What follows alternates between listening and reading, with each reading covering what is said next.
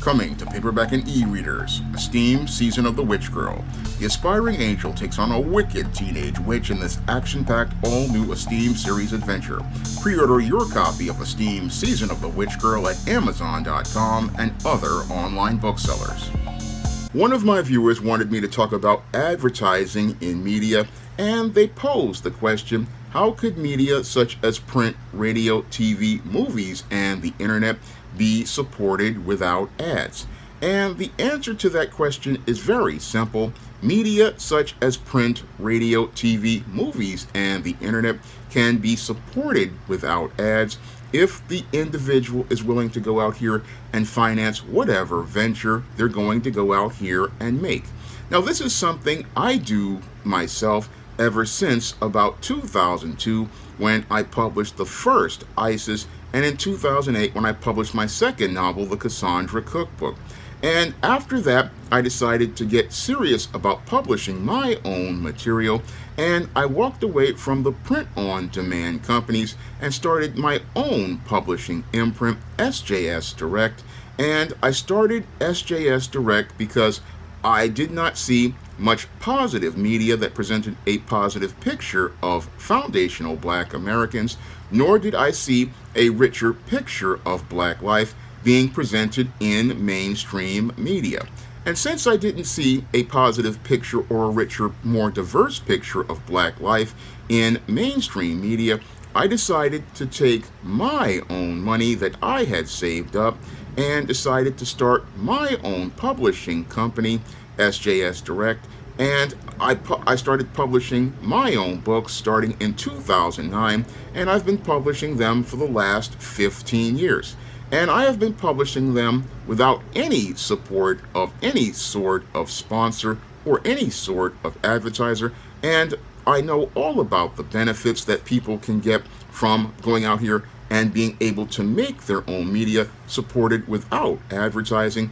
And one of the benefits that you get from being able to make your own media without the support of advertisers is you're able to get your message on the media outlet there and get it to the audience. That's why I call SJS Direct Sean James's Stories Direct to you, because I'm taking my stories and sharing them directly with you without having to deal with the interference of a publisher.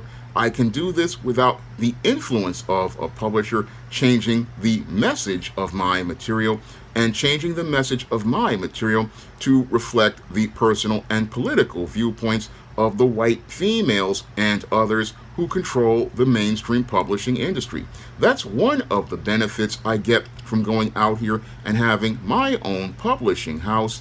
The other benefit that I get is I'm able to have complete creative control over all of the content on SJS Direct, and I'm able to present my viewpoints about Black life and Black culture in my own publications. That is another advantage I have, because I don't have to deal with advertisers or corporate businesses like the publishing industry. I have an opportunity to be able to reach an audience all across the globe as I present my material online, and I can present material from my viewpoints and be able to reach that larger marketplace that is just out there that everybody else can access and not have to deal with gatekeepers like the publishing industry. That's the advantage of, again, being able to make your own media, and people have been using that in media. People out here have their own print media with print-on-demand technology that I utilize, and many other independent creators like comic creators use this.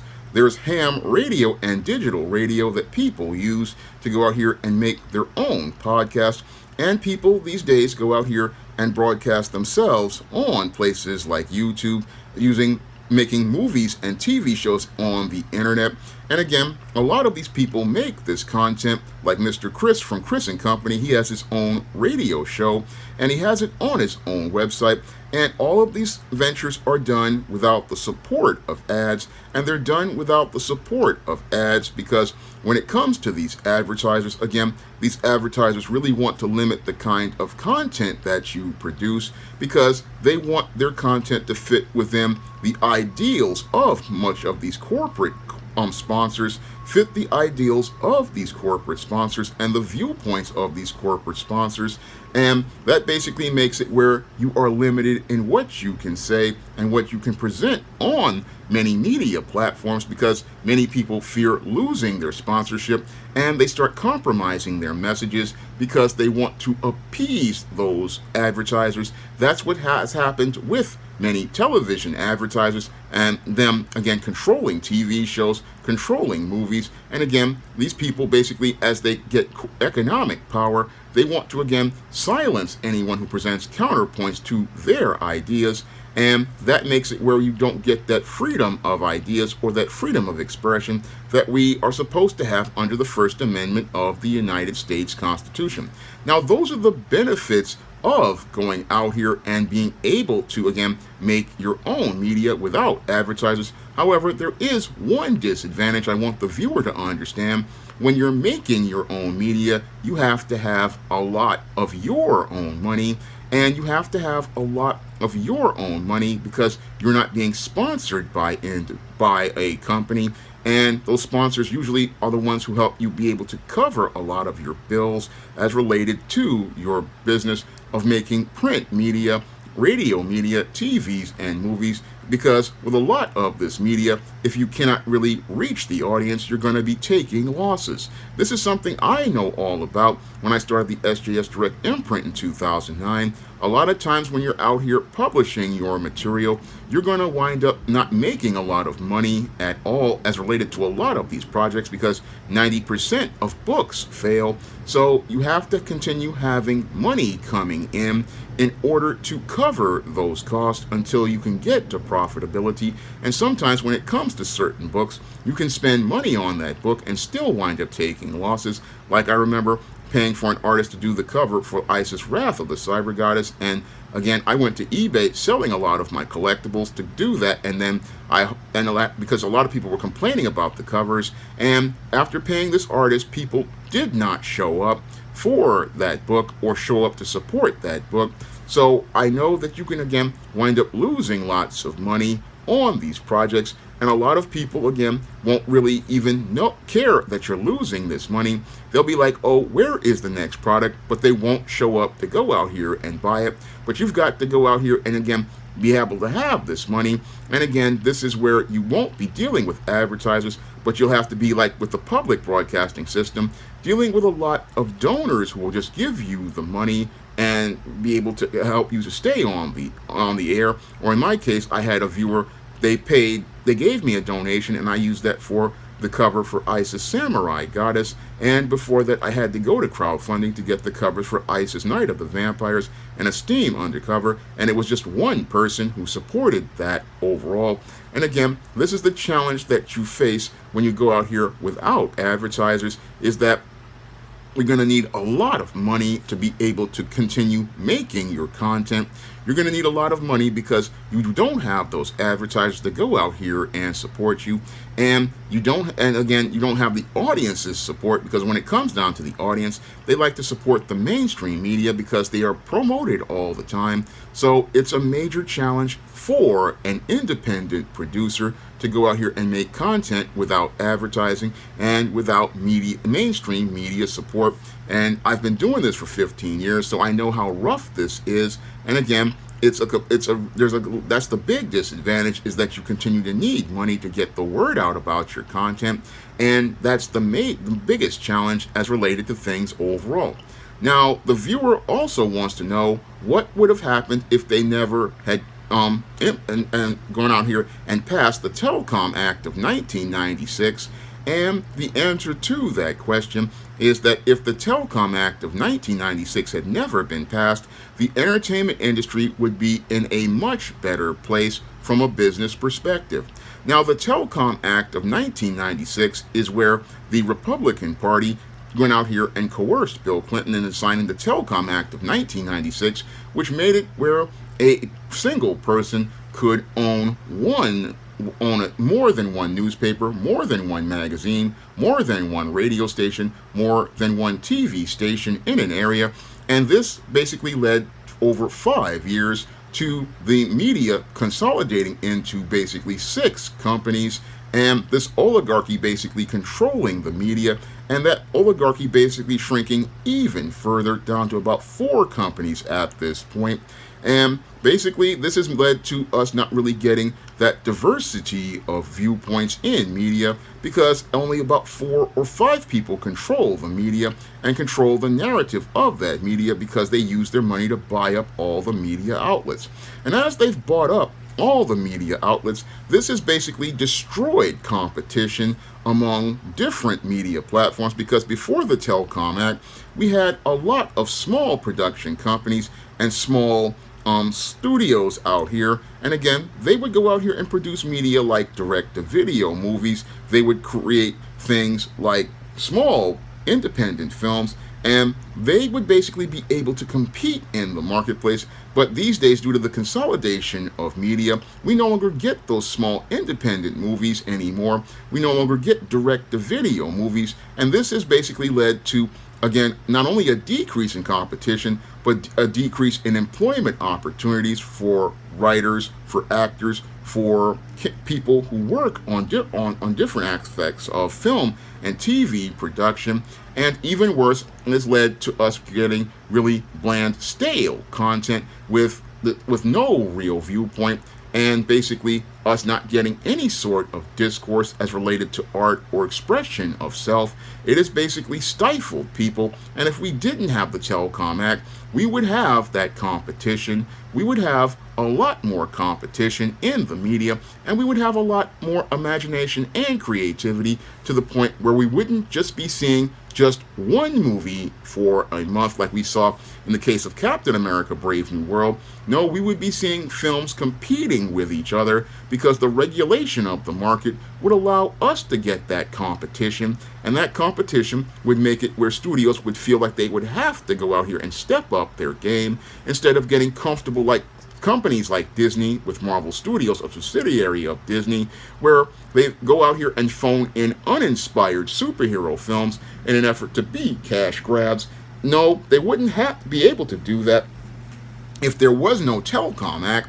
No, there would be stiff competition, and the stiff competition would basically be the thing that would, again, make it where these studios would have to go out here and put their best material forward, and they would have to go out here and also be forced to pay actors a higher wage. This is one of the things that happened with the WGA and SAG after strikes. This would allow us to, again, get these different counterpoints, and again, competition. The competition would be people competing to hire actors for their projects to be draws, instead of actors basically struggling to make a living like they are right now. There are A-list actors who cannot get work at this point because of the Telecom Act basically stifling competition, and lots of screenplays are basically not getting put out there because people just can't get their material out, get the financing for their material, or even worse, because the Big Six control the media, we can't get stuff distributed, and it can't get a release date, and that's all due to consolidation.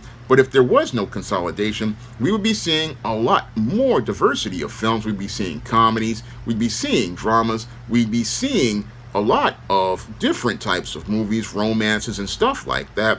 But with the Telecom Act, all we get these days are big budget superhero movies and kids movies, and nothing else that really shows us a picture of the world. So the Telecom Act going away would really basically change the marketplace. I mean, TV would not be obsolete at this point, because there would be so much media on TV at this point, because with the regulation, you'd have one owner, and that owner would be competing against other owners. Same thing with the newspapers and magazines. You'd see a lot more competition, and you'd see a lot more competition because you wouldn't have some billionaire basically buying up all the media to put their one view on in all the media, and you would be seeing social media competing against media. And again, this would be the thing to stimulate the economy, because when you have competition makes it where people, again, want to bring their best to the table, and want to bring their best to the table because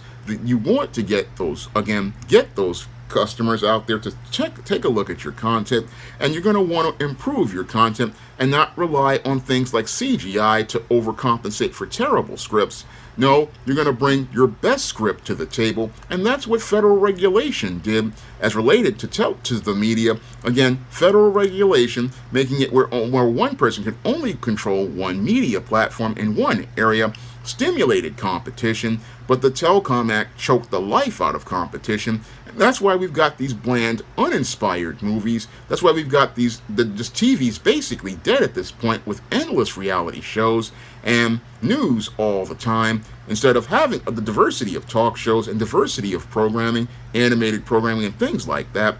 We don't have that because, again, people really, again, don't see what happens when you put an oligarch over the media. You get nothing at all. And you get nothing at all, and eventually it reaches the point where you just get propaganda like we got during the COVID pandemic, and it just makes it where you don't really get that diversity of thought. That's what we had under federal regulation. And again, the deregulation, if we had the regulations, we would have that diversity of thought, but we would also have a lot more creativity, and we would have a lot more imaginative media, and we would basically be in a place where we would see, again, a completely different media landscape where people would be working, and there would be plenty of jobs, because where there is competition, there are plenty of jobs, and an overall stronger Hollywood than the Hollywood that's in a state of decline right now. Now, the viewer also goes on to ask what would happen if the Fairness Doctrine wasn't removed. Now, the Fairness Doctrine in news was a doctrine that was established to present the counterpoint as related to the viewpoints of the news media. And this law came when I was a young boy. I remember there would be a guy on Channel 11 presenting the counterpoints as related to opinion. And the counterpoint is a good thing. If we didn't have that Fairness Doctrine, we would not have this slanted newscast and these slanted viewpoints. We'd have a bit much more balanced picture, because we would not only be able to get the point, but we would be able to get the counterpoint, and that would help with people's critical thinking. Because when you get the point and the counterpoint, then you can make your own observations and draw your own conclusions. And as you're making your own observations and drawing your own conclusions, you're not just taking one side of the story, you're getting both sides of the story. And that's essential for people in a society. You really do need both sides of the story. You really do need both sides of the story in order to draw your own conclusions. This is something I do here at SJS Direct with many of my fiction novels. What I do is I go out here and I present you the voices of each of the characters in a revolving first-person perspective, and I do that deliberately because what I want to do is present you with all the points so that you can go out here and not just read the story, but go out here and be immersed in the story, be able to draw your own observations, make your own conclusions regarding the action going on in that story. Because what I want you to do is, as you are imagining this story going on, see this person's life and see the challenges that they have on one side, but I also want you to see the antagonist side of the story and give you an objective picture as related to the conflict.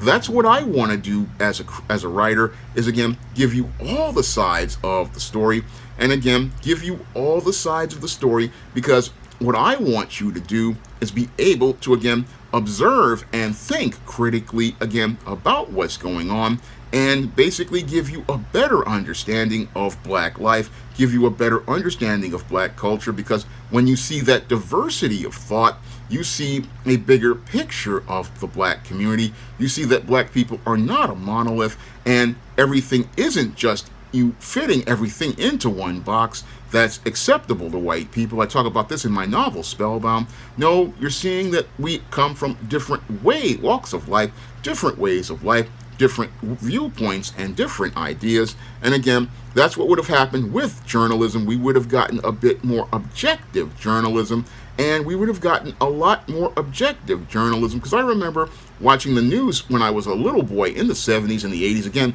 that guy, he would come on Channel 11, he'd have on a tweed coat or a suit, and he would present the other side. And it was a segment they called Viewpoint, where he would present the other side, and that other side would allow you to get a better understanding of the other side of the story.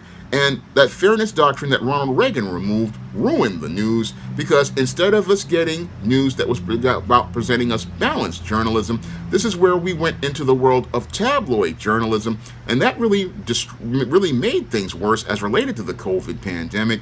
I mean, all of this tabloid journalism and sensationalized journalism that created more panic, instead of looking to give people information that would help them be able to find a solution. And that's what happens when you don't have a fairness doctrine. You don't have counterpoints. You don't have a presentation of a difference of opinion. No, you have unethical news executives looking to go out here and sensationalize stories in order to generate ratings, and even worse, unethical individuals who would go out here and sow discord and panic as related to making life worse for the quality of life of people. That's what I saw firsthand with the COVID pandemic, was people basically making life just horrible as related to creating panic over things like toilet paper and eggs. Again, creating panic. And again, that's not what a journalist does. No, a journalist goes out here and presents the facts of the story objectively, and goes out here and looks to create calm as related to providing information. They don't go out here and exaggerate and sensationalize things in order to generate numbers. That's not what a journalist does. No, a journalist understands their job is to present facts, and again, present the story, and again, allow you to draw your own observations and make your own conclusions. And this is what would happen if we had a fairness doctrine. If we had a fairness doctrine, this would basically, again, make it where people would see, again, that counterpoint and be able to think for themselves. And that's what the mainstream media, these oligarchs, don't want you to do, is think for yourself. They want you to be controlled by your emotions and react with your emotions. And again, that's a very dangerous thing, because emotional people, again, are extremely unpredictable. And that was shown to people in 2016 when Hillary Clinton took on Donald Trump. Basically, when you have emotional people, again, they may not react the way you expect. And the way when you play with people's emotions, you're dealing with a lit stick of dynamite. And the scary part about this whole lit stick of dynamite is it may explode and right in your hand and cost you not only your hand, but possibly cost you your life. Now, when the viewer continues to go on, and they asked how social interactions would be different if we didn't have cell phones and smartphones, and only had those satellite phones for off-grid activities, and only had payphones, and I would say the world would be very different than it is right now. Now, as someone who grew up in an age of only payphones at the time, and when I was a little boy, we didn't even have a phone until until I went to the hospital for my brain aneurysm. I mean, I know what it's like to live in that world, and the whole thing is people would be a lot more civil towards each other than they are today, because when the advent of social media and the smartphone, and people have become less social and have been less respectable of each other. That's something I've noticed firsthand. The cell phone in and of itself basically made it where people became very selfish. And the smartphone exacerbated this whole situation, because the smartphone, which was basically a pocket computer, is a device that basically made people even more antisocial. The great irony of the smartphone is that it brought the internet and the world to people, but ironically, it closed people off from people. And as it closed people off from people, it basically made it where people became less cordial to each other, less kinder to each other, less respectable to each other. less friendlier towards each other. Because I can remember a time when I was a boy where people, again, were somewhat civil to each other, even in a place like the South Bronx. And I also remember growing up as a teenager and a young adult, people socializing with each other in places like malls. People would come together and go to events like Comic-Cons. Again, people would come together because without that smartphone to basically make it where people would become insular, people had to go out into the real world to experience life. And sadly, these devices, while they brought the world to people, took people out of the world and kept them from being able to go out and see real people, interact with real people, and socialize with real people. I mean, there's nothing like actual social interaction, nothing like, again, talking to real people, making eye contact with real people, connecting with real people, having real vibes with real people.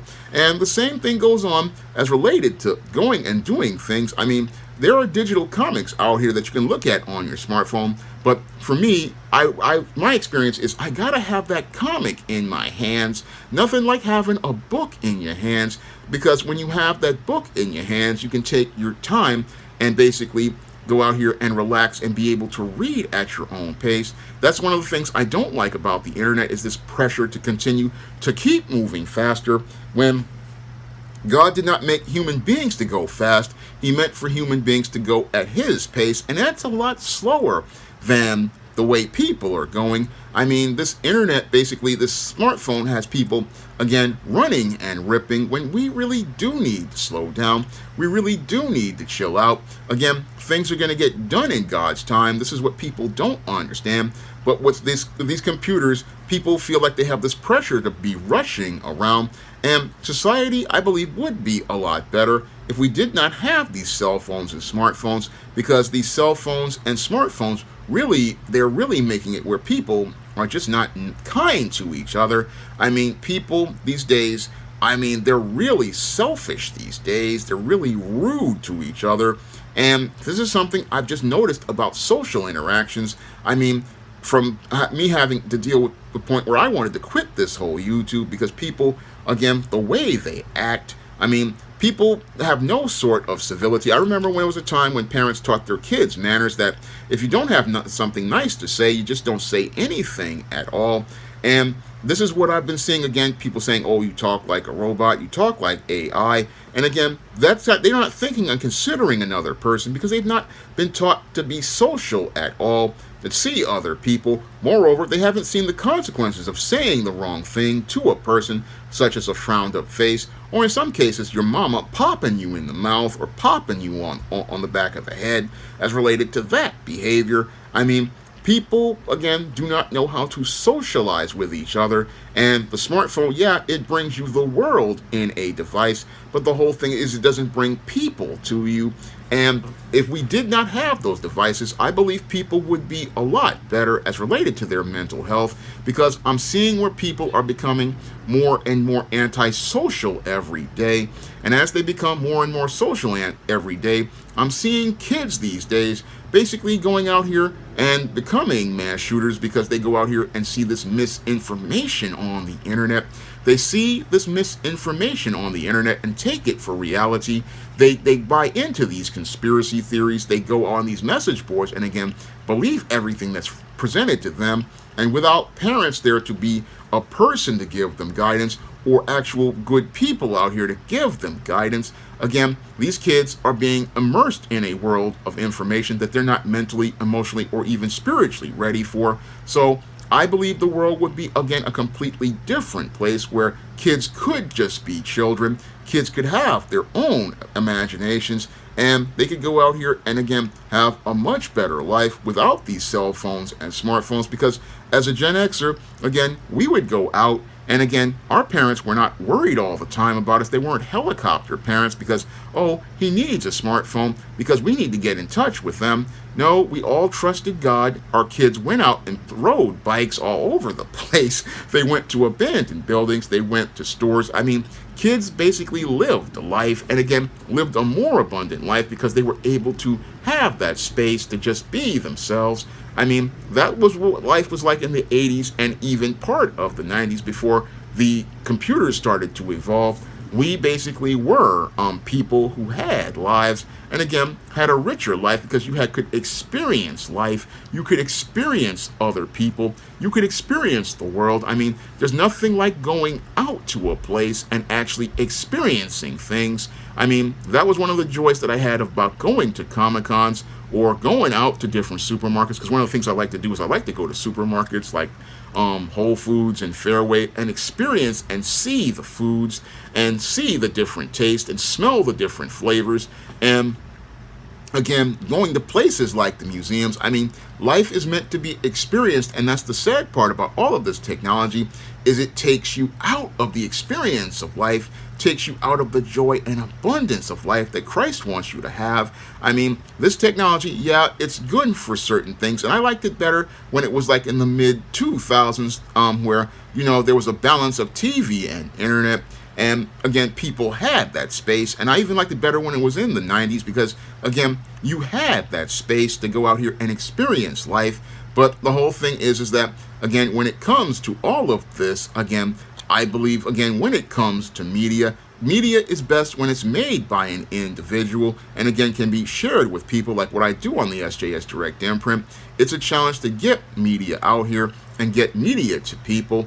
But the whole thing is, one of the things that I find is a blessing I can actually get to people, because back then, again, it would take $20,000 for me to publish one book. I was able to publish over 80 over this time with this technology. But the whole thing is that I really wish I could go out here and, again, talk to people and connect with people. Now, Goff asked me to come to one of their events, but I just couldn't afford to do it at this point because, again, my money's a bit of a mess as related to trying to finance these type of things. I just don't want to go home with a bunch of books.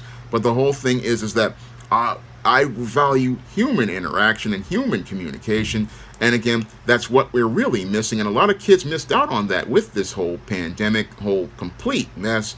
A lot of kids missed out on their development. And a lot of kids right now are missing out on their development because their parents put a phone and screen in front of them instead of putting them in front of other children and having them talk to other children, or even sitting down and talking to your kids. I mean, sit down and talk to your kids, spend time with your kids, throw those phones in the corner and talk to each other, because there's nothing like sitting down and talking to people. And again, that's something that I really miss about social interactions. But the viewer wanted to know about advertising in media and asked me about other different talking points. But the whole thing is that if we didn't have advertising, it would be up to individuals to go out here and make their media without advertising. And the great irony is we would have to advertise in order to get the word out about our media. But the whole thing is that when individuals go out here and make media, we make it because we want to give you a viewpoint and a richer picture of life. That's what I want to do here on the SJS Direct Imprint.